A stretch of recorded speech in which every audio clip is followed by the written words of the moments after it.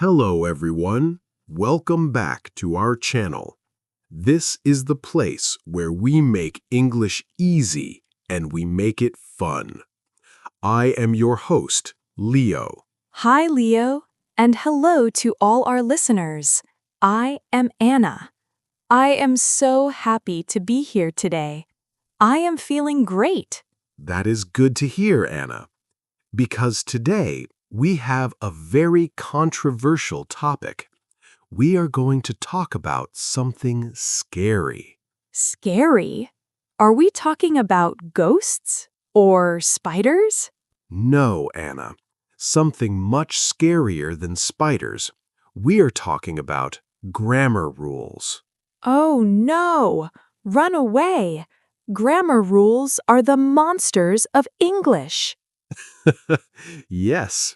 So, Anna, I have a big question for you. Be honest. When you speak English, do you think about grammar rules? Do you think subject plus verb plus object? Leo, to be honest, absolutely not. If I think about rules, I cannot speak. I freeze. I become a statue. Exactly. And that is our topic today. How to speak fluently without studying grammar rules. Is it possible? Let's find out. So, Anna, let's imagine a situation. A student wants to say a sentence, but first he thinks about the rule. Is this past simple? Is this present perfect? Do I use in or on? And while he's thinking, the conversation is finished. The other person walks away. Yes, we call this the grammar trap. You get stuck in your head. You want to be perfect, but you become silent. It is like driving a car, Leo. When you drive, do you think about the engine? Do you think about pistons and oil? No way. I just look at the road and I drive. If I think about the engine, I will crash the car. Exactly. Grammar is the engine. You don't need to be a mechanic to drive the car. You just need to drive. Great example.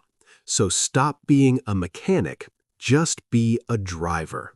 Okay, so too much grammar is bad. But Anna, how do we learn then? If we don't use rules, what do we use? We use the best method in the world, the baby method. The baby method? Do I need to drink milk and cry? No, Leo. Think about a baby, a 2-year-old child in America. Does the baby study grammar? No, babies can't read. Does the baby know what a verb is? What an adjective is? No, but the baby speaks English. Mommy, I want milk. Mommy, look at the dog. Exactly. How does the baby do it? By listening. The baby listens and then copies. So the baby learns patterns, not rules. Yes. The baby hears, I want milk. I want juice. I want a toy. The pattern is, I want. This is very important. A rule is boring. A pattern is like music. Yes. English has rhythm. It has melody. When you listen a lot, you feel the language. For example, I have to. Grammar says have is a modal verb of obligation. Boring. But the pattern says, I have to go. I have to eat. I have to sleep. You hear, I have to. I have to. One sound, one feeling. Right. Don't analyze it, just copy it. So listeners, repeat the pattern, not the rule. So where do we find patterns? In grammar books? No. Put the grammar book away. Don't burn it. But don't use it for speaking.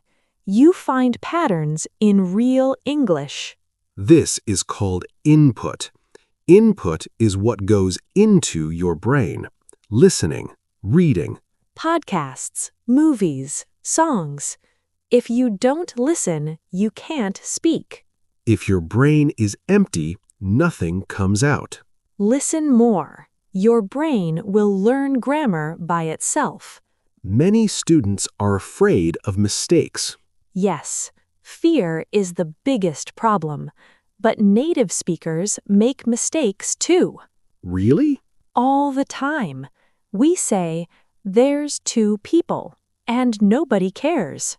Because language is about communication, not tests.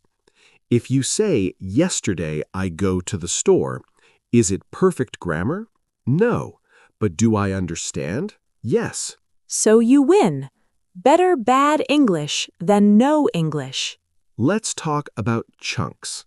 Chunks are word friends. They always go together. How are you? One chunk. I'd like to, another chunk. Don't learn listen to music. Don't learn table, learn on the table. How do we practice chunks? Shadowing. Listen, repeat immediately. Copy the sound. Copy the emotion. Be an actor. Have fun. Quick questions, short answers. Ready? Ready. Should I study grammar every day? No. How do babies learn? Listening and copying. Is it okay to make mistakes? Yes. What is the goal of English? Communication. I feel free, Anna. Grammar chains are broken. Grammar is useful, but not for speaking fluently. So listeners, relax, listen, copy, speak. Trust your brain. It knows what to do. Tell us in the comments, what grammar rule do you hate the most? I hate present perfect continuous. It never ends. Thank you, Anna. Thank you, Leo. And thank you, listeners. Don't be a grammar zombie. Be a fluent speaker. See you next time. Goodbye. Bye-bye.